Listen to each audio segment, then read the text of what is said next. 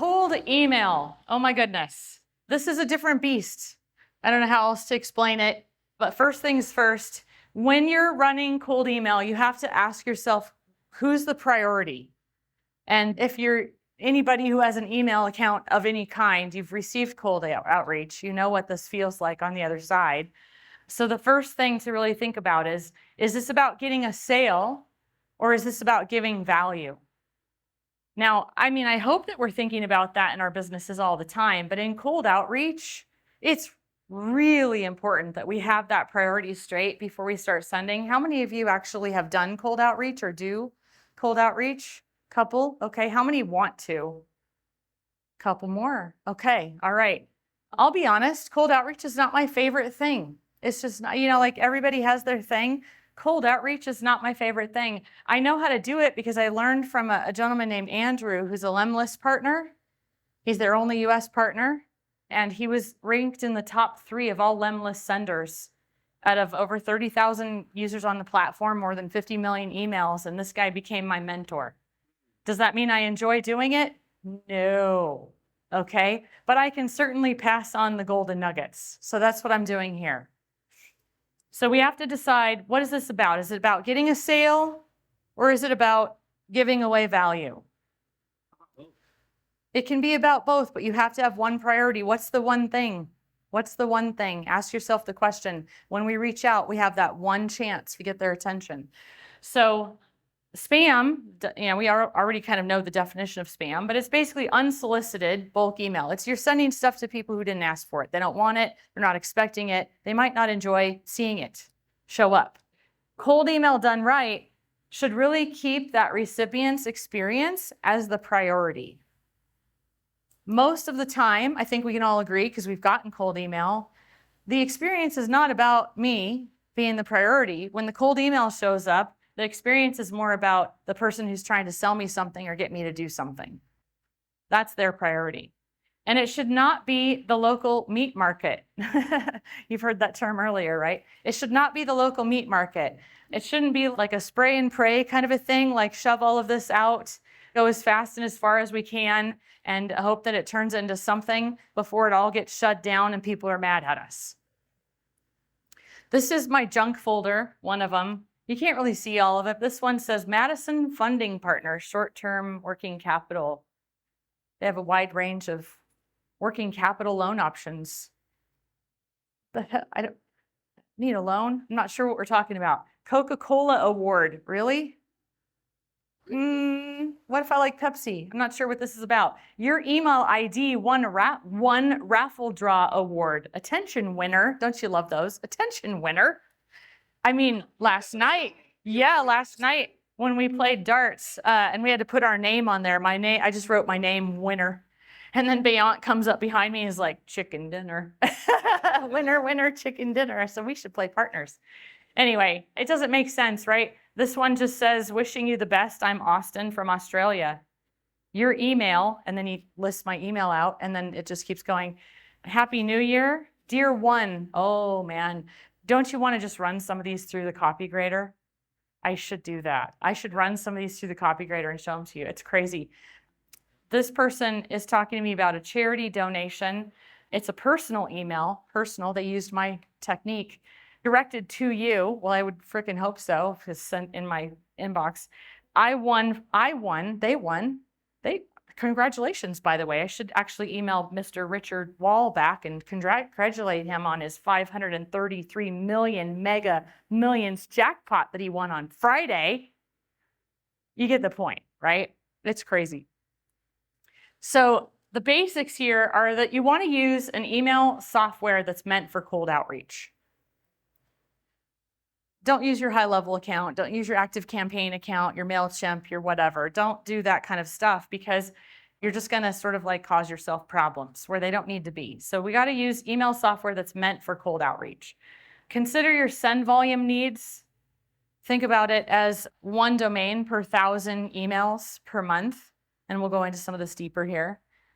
You're going to want a triad. You need an email domain, an email account, and some sending software. And usually it's by seat. You buy a seat.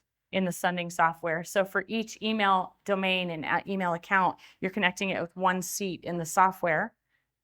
And then plan for a 3-week warm up before sending any cold outreach.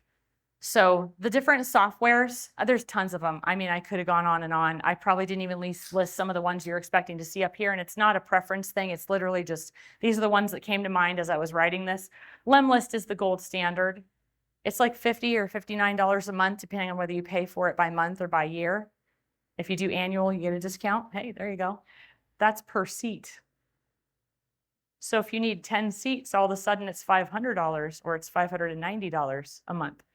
Woodpecker's another one, Outreach Bin, Instantly. There's lots of others. Instantly is on there for a reason, because right now, if you're running cold outreach, Instantly is the one that we would recommend. That's also the one that Andrew's recommending right now. And you're gonna hear me say that a lot, because right now, you know, in 2 minutes, it could change. Instantly is the hot ticket right now because they're very, very inexpensive. So most of these softwares are like 50, 60 bucks a month.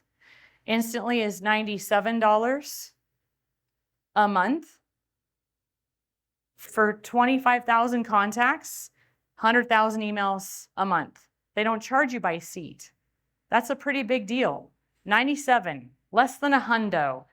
Run a bunch of cold email. If you wanted to run 100,000 out of Lemlist, you would need a minimum of 100 seats to do that effectively.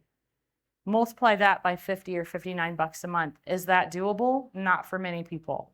Nor would it make sense, like mathematically, for what you're doing with your cold outreach and how much it's gonna maybe bring you as an ROI. So Instantly is the hot ticket right now because they are frankly the cheapest. And when you're in cold outreach, that's one of the names of the game. The other reason that they're a hot ticket right now is because of the way that you do your setup in Instantly. Normally, when you get one of these other softwares, you throw in your list and you build out your campaign and you get all the email written and stuff the way you want it to. And then for every email account that you're connecting, you have to duplicate the campaign, duplicate the campaign, duplicate the campaign. So if you need to run 10 domains, then you have to run 10 campaigns. Whereas in Instantly, you just build one campaign, hook all 10 domains to it. So much easier. Like, why are we working so hard on this stuff? When it comes to sending needs, I kind of gave you a hint earlier, but basically think about your send volume. If you needed to send 10,000 emails in a month, let's just pretend that's the number. I have a list of 10,000 people. I want to send them one email. Cold outreach doesn't have to be one email. It could be 1 or 2 or 3 or whatever you want to do. Usually 2 or 3 is something that's pretty common. But let's just say you're sending 10,000 people one email. You need 10 domains and accounts minimum to do that effectively. Can you send more than that on each domain? Certainly. How long do you want the domain to last? It takes a lot of time and energy to set all of this stuff up. And so if it takes you all this time and energy to set it up and then it burns within a short period of time, that's a real bummer, because then you got to go through that whole process again to keep going. The recommendation is to get another 20% on top of that. So if you have 10,000 people on your list, you're going to send them each an email in the month. Then you want 10 domains and accounts to do that. One domain's good for about 1,000 a month. Plus, you need a couple of extra domains as a buffer, because what happens during that month when one of those starts to burn out? You're going to need to have a pinch hitter, somebody ready to swap in and go.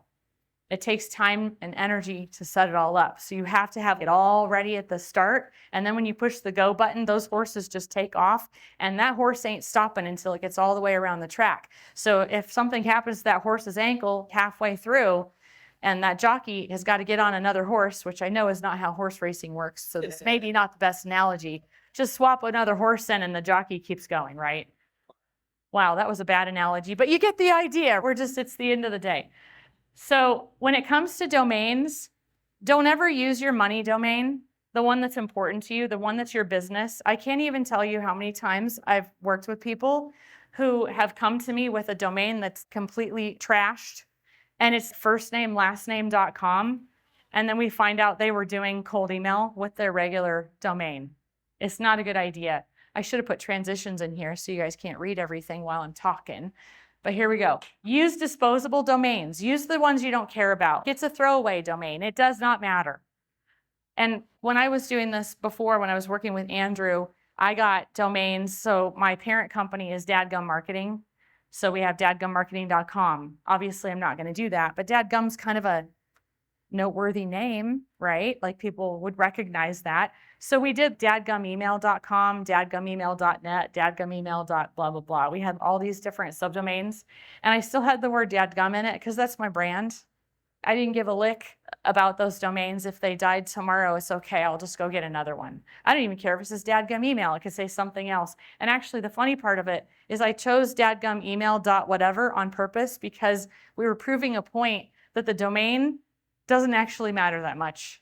It could be some stupid domain.com, and they're not evaluating your domain. They're just evaluating your email. So the domains, oddly enough, don't matter as much. We're not branding anything at this point, usually.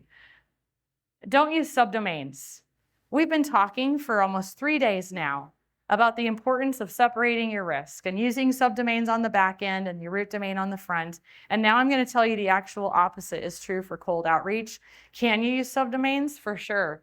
But once the subdomain burns with cold outreach, because it is so damaging, it often means that your root domain is burnt too.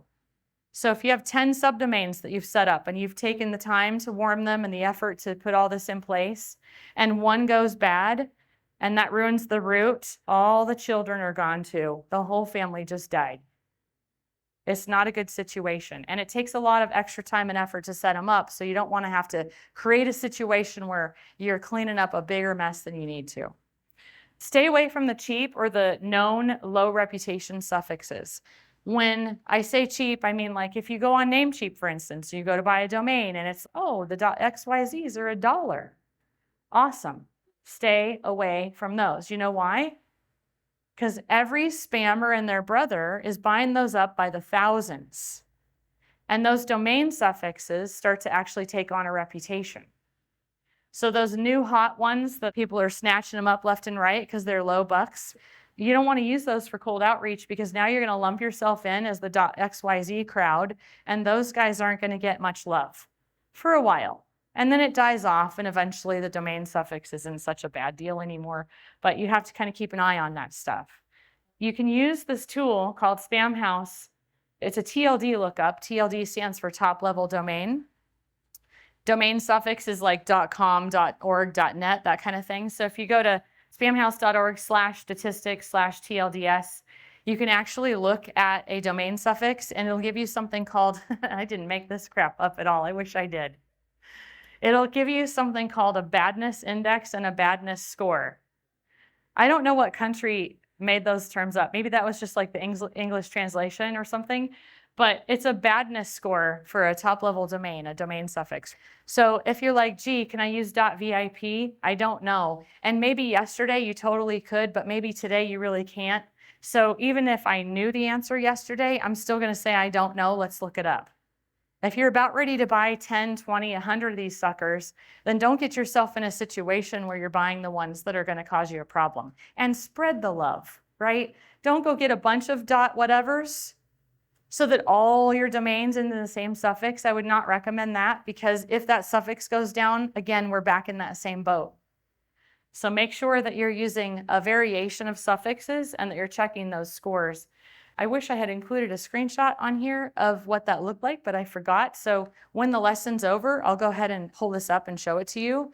And then I'll make sure that that gets into the lesson too. It's a great tool. And in fact, when I was trying to decide what domain I should use for my software, which ended up being emailrx.app, the reason I went with .app is because I did this.